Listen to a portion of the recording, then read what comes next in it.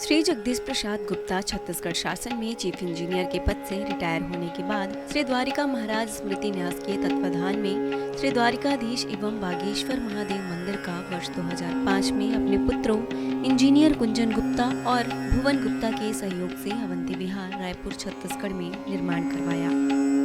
श्रीमद् भागवत कथा, राम कथा, गीता तत्व, वेदांत आदियों के तात्पर्य को व्यासपीठ से कहने के कारण इन्हें शब्दों द्वारा आचार्य श्री जगदीश भी कहा जाता है। अपना संपूर्ण जीवन परमात्मा की सेवा में दे दिया। आपने परमात्मा भगवान श्री द्वारिकाधीश के दिव्य गुणों और कर्मों को लेकर अभी तक 15 ग्रंथों की रचना की है। इन सभी ग्रंथों को भारतवर्ष के जगत गुरु और महापुरुष संतों के द्वारा आशीर्वाद प्राप्त हुआ है। इनमें से श्वेता स्वरूप उपनिषद, श्री राम कथा अमृत से अनमोल, मुंडक उपनिषद, कथा उपनिषद, सरलतम बोध, इन पुस्तकों पर उनके सारे प्रवचन यूट्यूब पर अपलोड कर दिए गए हैं। किताबों का नाम डालकर लिंक ओपन करके आप उसका आनंद उठा सकते हैं।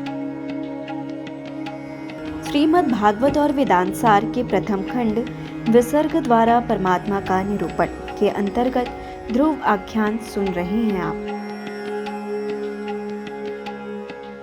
श्रीमद् भागवत और वेदांत सार के प्रथम खंड विसर्ग द्वारा परमात्मा का निरूपण के अंतर्गत ध्रुव आख्यान सुन रहे हैं आप। अहम क्रतुर्हम यज्ञः स्वधाहम अहम औषधम मंत्रोहम अहमेवाज्यम अहम अग्निरहम हुतम। मैं यज्ञ हूँ, स्वधा हूँ, औषध हूँ, मंत्र हूँ, घृत हूँ, अग्नि हवन आदि हूँ। प्रभु वर्ता गति साक्षी निवास आदि आदि बहुत सारी स्तुति किया। तो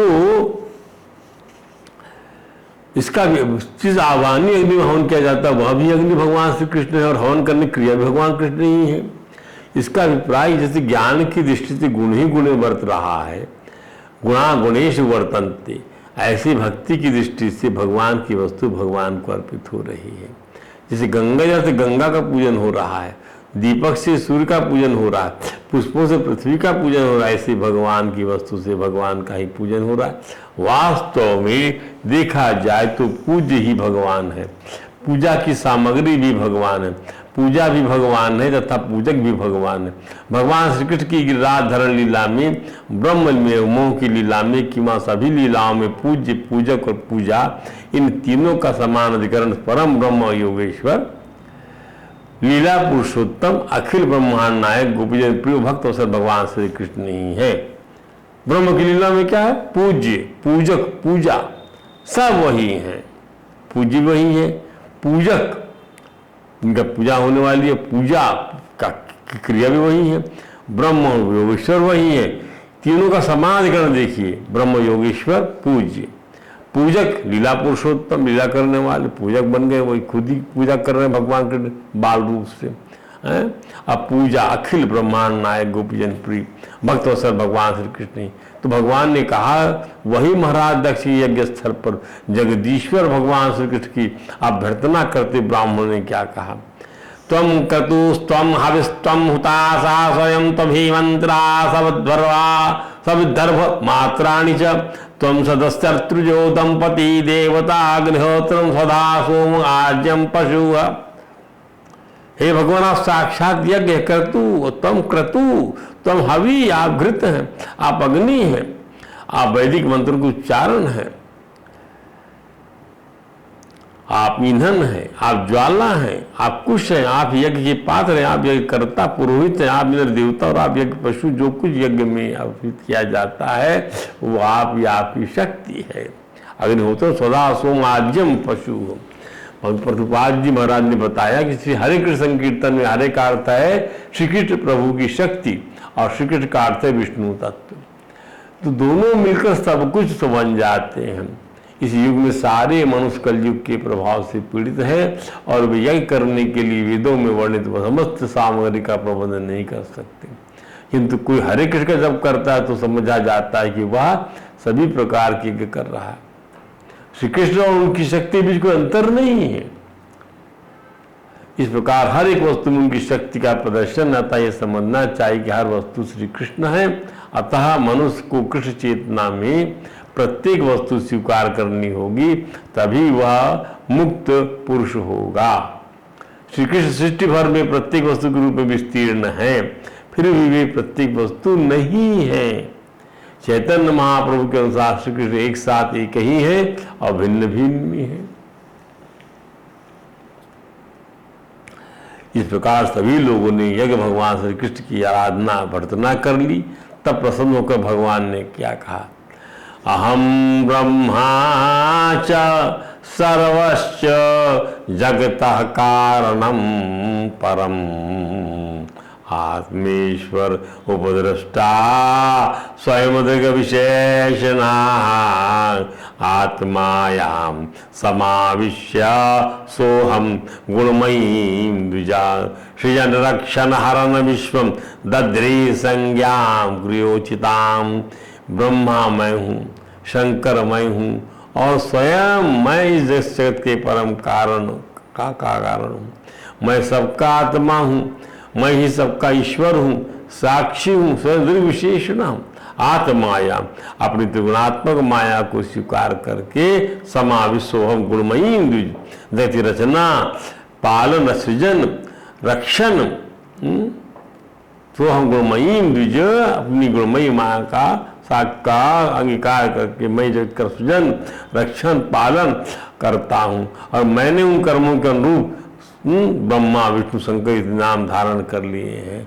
दध्रे संज्ञाम क्रियोचिताम विश्वम हरण विश्वम दध्रे संज्ञाम उन कर्मों के अनुरूप ही मैंने क्रियोचिताम ब्रह्मा विष्णु और शंकर ये नाम धारण कर रखे। भगवान विष्णु श्री कृष्ण ब्रह्मा जी शिव जी समस्त देवताओं के मूल हैं। भगवान श्री कृष्ण ने गीता में कहा अहम सर्वस्व प्रभो मत्तः अहम सर्वस्व प्रभो, मुझसे हर वस्तु उत्पन्न होती है, उसमें देवता भी शामिल है। इसी प्रकार वेदांत में जन्मात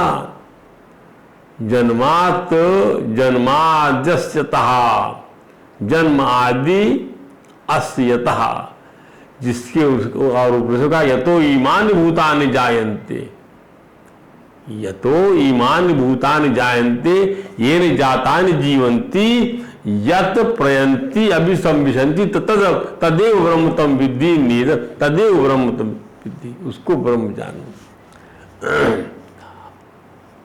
उसको जानने के लिए भी कई जगह तपस्या किया। किसने? भृगु ने, वरुण जी के पुत्र ने। तैत्तरीय उपनिषद का प्रसंग बहुत सुंदर प्रसंग है। वो अंततो गत्वा जान गया कि आनंद ही ब्रह्म है करके। सर्वम खलुदम ब्रह्म वेदांत यही तो कहना है। एक ही समय में भगवान कारण है, कारण तथा कार्य भी है। एक ही समय में प्रत्येक से प्रत्येक वस्तु भिन्न और समान भी है। वेदांत का यही तो कहना है प्रत्येक वस्तु ब्रह्म है। सर्वम खलुदम ब्रह्म, सर्वोच्च चिंतन में ब्रह्म से परे कुछ नहीं। अतः ब्रह्म और शिव भी श्रीमन नारायण से या विष्णु से या श्री कृष्ण से अभिन्न है। एक बात और गीता की जीवभूता महाभावी सारा विश्व श्री भगवान से निकली शक्ति है। वे परा तथा पराशक्ति के रूप में कार्य करते हैं। पराशक्ति जीवात्मा जो परमेश्वर का भिन्न अंश है। अंश होने के नाते जीवात्माएं परमेश्वर से भिन्न नहीं है। उनसे निकली हुई शक्ति उनसे भिन्न नहीं है। किंतु इस भौतिक जगत में वास्तविक क्रियाकलाप में विभिन्न गुणों वाली तब विभिन्न रूपों की शक्तियां जीवात्मा को प्रभावित करती हैं। कुल 84 लाख योनियां हैं। वही जीवात्मा विभिन्न गुणों के अंतर्गत कार्य करता है। इन जीवात्माओं के भिन्न भिन्न शरीर होते, किंतु सृष्टि के आदि काल में भगवान विष्णु अकेले थे। सृष्टि करने के उद्देश्य से ब्रह्मा प्रकट हुए और संहार करने के लिए शिव आध्यात्मिक रूप से सभी जीव परमेश्वर के अंग हैं, परंतु विभिन्न भौतिक गुणों के आवरण में उनके नाम भिन्न भिन्न पड़ गए। ब्रह्मा और विष्णु जी श्री विष्णु के गुण अवतार है और उनसे मिलकर भगवान विष्णु सतगुण का सार संभालते हैं। अतः विष्णु जी भी मिश्रित और ब्रह्मा के समान गुण अवतार है। वस्तुतः विभिन्न नाम विभिन्न आदेशों के लिए है, अन्यथा उसका मूल तो एक ही है। श्री भगवान दक्ष प्रजापति से ब्रह्मा जी, शिव जी, इंद्र जी, विद्याधरों, गंधर्वों, ऋत्विजों, पुरोहितों आदि सभी उपस्थित महानुभावों से स्पष्ट कहा। क्या?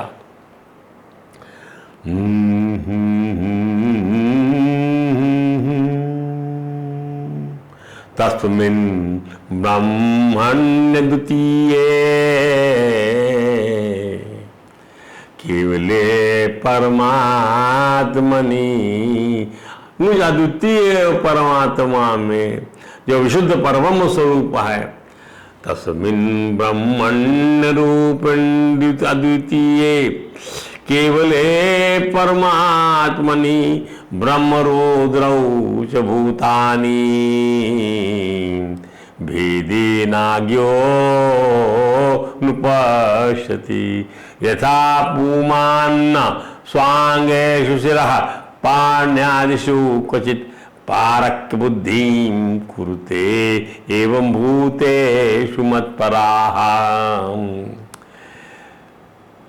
मुझे अद्वितीय परमात्मा जो विशुद्ध परब्रह्म स्वरूप है, जिसमें लेश मात्र भेद की गुंजाइश नहीं है, भेदेन अज्ञो अनुपश्यति, अज्ञानी लोग ही ब्रह्मा को हो, चाहे रुद्र हो, चाहे अन्य सभी जीव प्राणियों उन्हें मुझसे अलग अलग देखते हैं। ब्रह्म को, रुद्र को, भूतों को भेद बुद्धि से देखते हैं, इसकी गुंजाइश जरा भी नहीं है। मैं तो अद्वितीय परमात्मा हूं।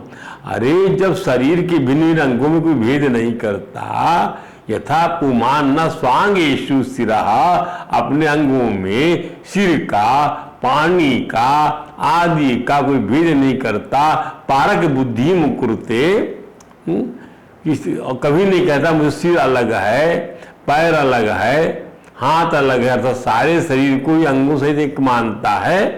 फिर उसी प्रकार से भगवान के सब अंग प्रत्यंग हैं, कोई भेद नहीं मानिए। भगवान कहते मेरा भक्त मुझे इसी प्रकार प्राणी मार्ग से भिन्न नहीं देखता, सभी में मुझे ही देखता और कोई भेद नहीं करता। इस प्रकार सभी लोग समझते कि हम ब्रह्मा विष्णु महेश तीनों स्वरूप एक ही हैं और हम ही संपूर्ण जीव रूप हैं। अतः जो हमसे कुछ भेद भी नहीं रखता है वही शांति प्राप्त करता है।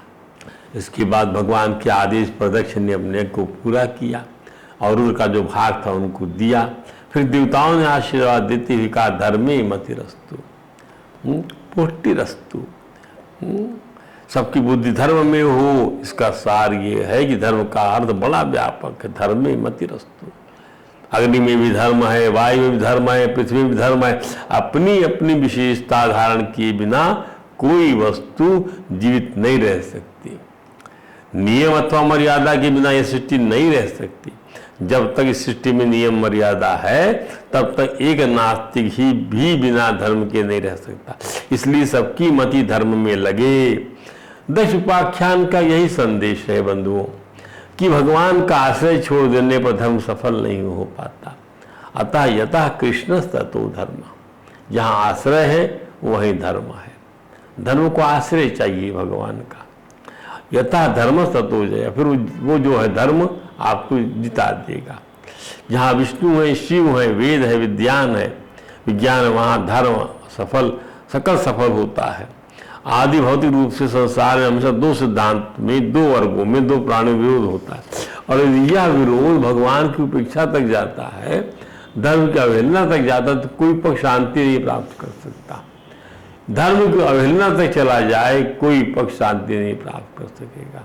ध्यान दीजिए, यदि हम भी धर्म का उल्लेख करेंगे तो हमको शांति प्राप्त होगा, आपको मिले चाहे ना मिले। हम धर्म की अवहेलना नहीं करेंगे। एक पक्ष धर्म की अवहेलना ना करे, दोनों पक्ष धर्म की अवहेलना करते हैं तो वहां विवाद कहां तक जाएगा? धर्म की उपेक्षा तक जाता है। अतः धर्मोपाख्यान से परमात्मा को सब देखने का संदेश श्रीमद् भागवत हमें प्रदान करती है। यह कथा संसार के समस्त पापों से अंतःकरण को विमल बना देती है। अब विसर्ग से परमात्मा निरूपण करने के लिए, अर्थ पुरुषार्थ की प्राप्ति के लिए हम क्या कर रहे हैं? इस समय कौन सा विचार हम का विचरण कर रहे हैं? विसर्ग से परमात्मा। अभी हमने धर्म के संबंध, धर्म के का विवेचन किया क्या कि धर्म की अवहेलना तो विवाद जाएगा तो दोनों पक्ष से शांति नहीं मिलती। जैसे आज देख रहे हैं हम धर्म की अवहेलना दोनों पक्ष कर रहे, तो हमको एक पक्ष को धर्म की अवहेलना नहीं करना है। ऐसी रणनीति बनाना है कि धर्म जो है वो नजर आवे। अब विसर्ग इसको भगवान की गीता सीखना चाहिए, गीता से उनकी शरण को भी साथ में आपने रख लिया तो धर्म आपके साथ में आ जाएगा बस। और फिर आप मारिए काटिए, जो कुछ करना करिए, शत्रु को दमन कर दीजिए, दबा दीजिए। फिर उस अधर्म को दबाने के लिए जो क्रिया उपयोग की जाएगी उसमें आपका कर्म जो है वह आसक्ति जन्य ना होकर, सकाम जन्य ना होकर निष्काम जन्य हो जाएगा, ब्रह्म की चेतना के समकक्ष हो जाएगा। यह समाधगर हो जाएगा दोनों में। यह कथा संसार के समस्त पापों से अंतःकरण को विमल बना देती है। अब विसर्ग में परमात्मा निर्माण करने के लिए, अर्थ पुरुषार्थ की प्राप्ति के लिए हम ध्रुव उपाख्यान का संक्षेप में वर्णन करते हैं। इसी की विवेचना करने का और तदनुसार इसके फलितार्थ को रखने का हम प्रयास करते हैं। तो दक्ष उपाख्यान हमने आपको सुनाया, जो कि कथा चतुर्थ स्कंद में आती है, और हम इसको अब ध्रुव उपाख्यान को लेते हैं संक्षिप्त में। तो जैसा कि विसर्ग का क्या लक्षण था, हमने जो पढ़ा था भागवत जी के अंदर में, भूत मात्रेन्द्रिय धियाम जन्म सर्ग उदारताम, क्या अर्थात पदार्थ के 17 प्रकार, अर्थात महातत्व, ध्यान दीजिए, अहंकार, 5 तत्व, 5 विषय, रस रूप शब्द स्पर्श गंध मात्राएं, 5 ज्ञानेंद्रिय, नेत्र कान नाक जीभ त्वचा दृष्टि, इनको सर्ग कहते हैं। 17 प्रकार, महातत्व, अहंकार, भूत मात्रेन्द्रिय धियाम। अब धिया में क्या क्या आ गया? दिया में आ गया आपका महातत्व और अहंकार। अब भूत में क्या आ गया? पंच महाभूत आ गया, उसके विषय आ गए। तो 20 तो 5 विषय और 5 जो है तन्मात्राएं, 10 ये हो गए, और महातत्व अहंकार, और क्या होगा ये 5 10 2 12 और 5 तत्व 17 विषय ये बन गए, और 5 ज्ञानेन्द्रिय।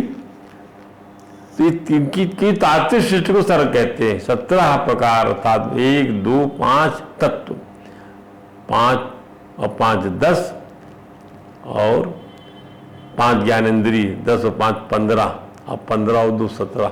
इसमें जो तन्मात्रा और भूते गिना गया, तो भूत मात्रेन्द्रिय थी याम जन्म सर्ग, इनकी उत्पत्ति सर्ग कहलाती। और ब्रह्मणो गुण वैषम्याम, और शिवनारायण प्रेरणा से गुणों क्षोभ होने के फलस्वरूप उन गुणों का जो रूपांतर विकृति कारण हुआ, विकृति आ गई, धर्म की समझ अलग हुई, किसकी? दक्ष की।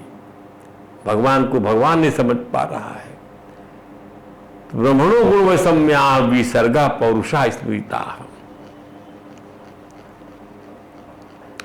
तो यह सर्ग ही तो गुणों में क्षोभ होने के फलस्वरूप उन गुणों की रूपांतरण प्रकृति कारण ही तात्विक सृष्टि होती है, इसे सर्ग कहा जाता है। अब यह सर्ग ही संवेद रूप विराट पुरुष है, जिसे हिरण्यगर्भ भी कहते हैं। इस विराट पुरुष में ब्रह्मा जी की उत्पत्ति होती है। तत्पश्चात ब्रह्मा जी के द्वारा प्रकृति की गुणों की शेष अंतः क्रियाओं से दोबारा सृष्टि बनाने की चेष्टा ही तो विसर्ग कही जाती है। भू ब्रह्मणो गुण वैषम्या विसर्ग पौरुषा स्मृता। ब्रह्म कैसे निर्माण करता? सर्ग की तत्व सृष्टि से दोबारा चरा सृष्टि निर्माण से विसर्ग है। तो दूसरे शब्दों में ब्रह्मा द्वारा पुनः निर्माण के रूप में विस्तारित सृष्टि का नाम विसर्ग है। पुरुषानुगृहीतानामेषां वासनामया विसर्गोऽयं संहारो बीजात बीजम चराचरम। ब्रह्मा के द्वारा जीवों की वासना के अनुसार जो एक बीज से दूसरे बीज का होना, अर्थात चराचर की सृष्टि होना ही विसर्ग है। एक बीज से दूसरे, बीजात बीजम चराचर, एक बीज से दूसरा बीज, ये चराचर सृष्टि होना विसर्ग है। विसर्गो एवं समाहार बीजात बीजम चराचर पुरुषा अनुगीता नाम ईशान वासनामया। ब्रह्मा के द्वारा जीवों की वासना के अनुसार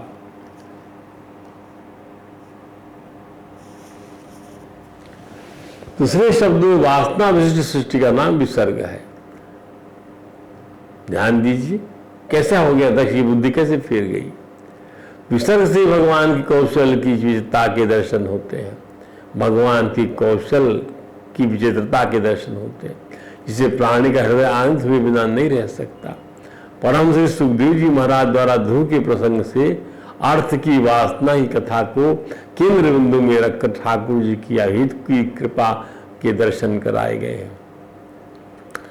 दूसरे शब्दों में मनुष्य के मन में, जीव के मन में जो वासनाओं की विविधता है वही सृष्टि विविधता है। जीव के मन में वासनाओं की विविधता वही सृष्टि विविधता है। अलग अलग नाम कैसे मिलता है, अलग रूप कैसे मिलता है, अलग अलग आकृति कैसे होती है, यह पृथक पृथक आभास कैसे हो रहा है, इसकी जड़ में परमेश्वर है, क्योंकि फल परमात्मा से प्राप्त होता है। कर्म में, प्रकृति में, जीव के पौरुष में सामर्थ्य नहीं है कि वह कर्ता को उसके कर्म का फल दे सके। भगवान व्यास ने कहा वेदांत सूत्र में, फल मत उपपत्तेह, फल मत उपपत्ति, अर्थात जीवों के कर्मों का फल इस पर ब्रह्म से ही होता है। फल मत उपपत्तेह, ब्रह्म से फल मत होता है, क्योंकि ऐसा मानना युक्त संगत है।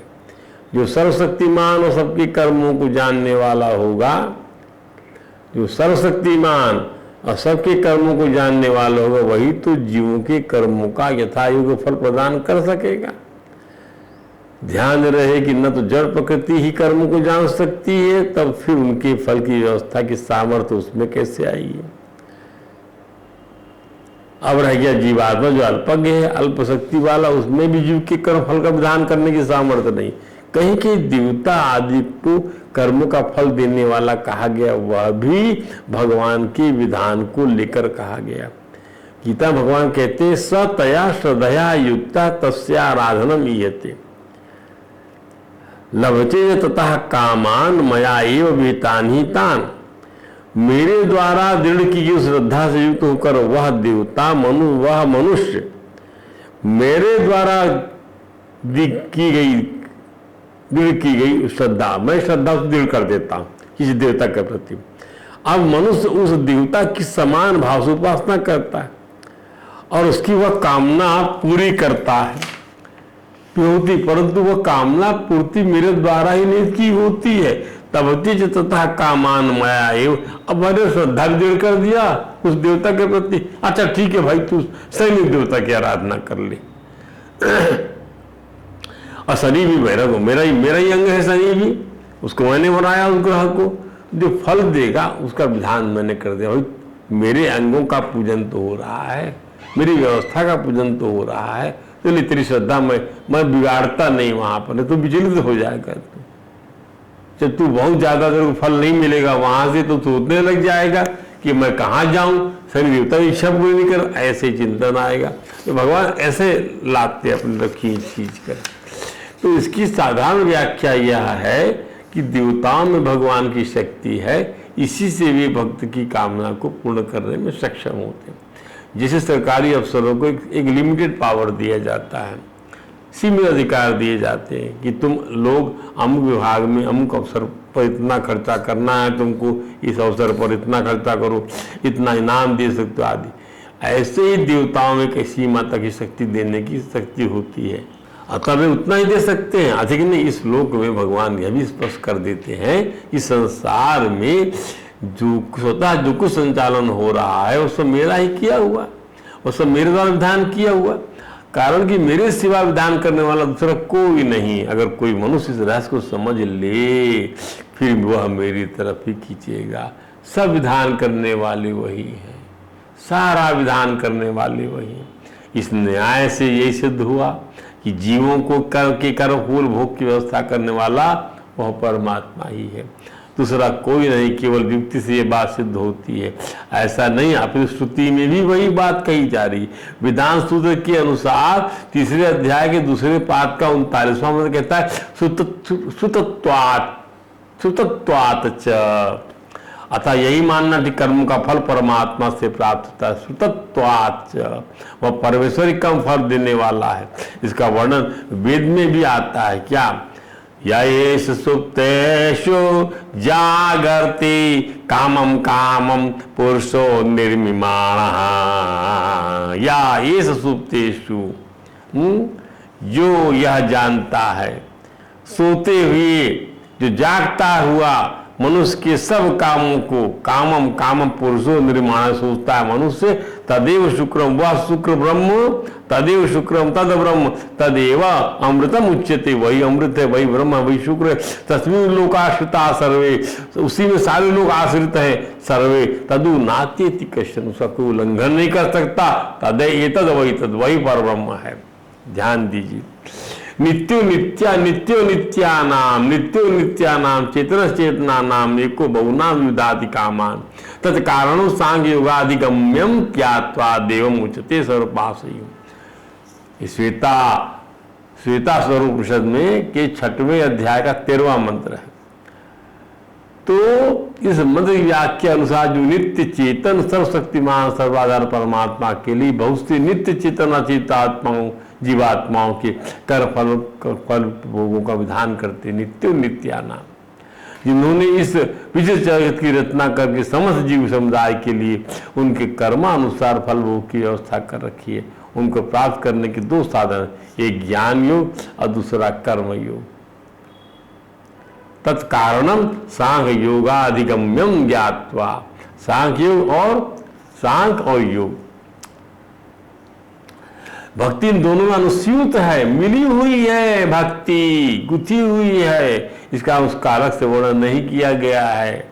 ऐसे परमात्मा को जान लेने पर फिर वह, क्योंकि भक्त भक्ति भक्त भगवंत गुरु 4 नाम, जहाँ इन सब की बात आई, भक्ति गुथी हुई है, भगवान गुथा है तो भक्ति गुथी होगी। ध्यान दीजिए, मनुष्य है तो मनुष्यत्व होगा, भक्त होगा तो भक्ति, भगवान होगा तो भक्ति होगी, भक्त भी होगा। अतः मनुष्य को सर्वशक्तिमान सर्वाधार परमात्मा को प्राप्त करने के लिए अपनी योग्यता और रुचि के अनुसार ज्ञान योग या कर्म की एक का साधन करने में लगे रहना चाहिए। श्रीमद् भागवत में ध्रुवाख्यान से ये बात भली भांति समझ में आ जाती है। अब उत्तानपाद जो ध्रुव के पिता हैं, महाराज मनु के बड़े पुत्र, प्रियवत छोटे पुत्र हैं, उनका उल्लेख की कथा आई 5वें स्कंद से। उत्तानपाद माने जीव के पैर ही तो गर्भ में ऊपर रहते हैं, सिर नीचे रहता है, पैर इसको उठे हुए हो, उत्तान हो। इस जीव के जीवन की को 2 संगति प्रभावित करती, सुरुचि और सुनीति। इसलिए आदि भौतिक रूप से श्रीमद् भागवत की कथानक को ऐसे बनाया गया कि परमात्मा ही कर फल का दाता निरूपित हो सके। महाराज उत्तानपाद पृथ्वीपति महाराज मनु संतान है। महाराज मनु ब्रह्मा जी की संतान है। ब्रह्मा जी के शरीर से मनु और शतरूपा का जोड़ा उत्पन्न हुआ था। इसी जोड़े से मैथिली सृष्टि का आरंभ हुआ और सृष्टि बढ़ती चली गई। मनु के 2 पुत्र महाराज उत्तानपाद और महाराज प्रियव्रत एवं 3 कन्याएं संतान देवहूति प्रसूति आकृति हुई। सर्ग की तत्व दृष्टि से सृष्टि से कर फल के अनुसार ब्रह्मा जी ने नाम रूपमय सृष्टियों का विस्तार किया, जिसे विसर्ग कहा जाता है। तत्व सृष्टि प्राप्त करके बनाने भगवान ने दे दिया, तत्व सृष्टि बनाकर अब चलो आप कर फल के अनुसार सब बनाओ, उसको विस्तार को विसर्ग कहते हैं। महाराज उत्तानपाद कामनाओं की पूर्ति के लिए अपनी रानी सुरुचि से विशेष प्यार करते हैं। सुरुचि से उनका एक पुत्र है जिसका नाम उत्तम है और सुरुचि का एक पुत्र जिसका नाम ध्रुव है। यहाँ तक हमने परिचय दिया है। शेष कथा आपको इसकी हम जो है कल सुनाएंगे।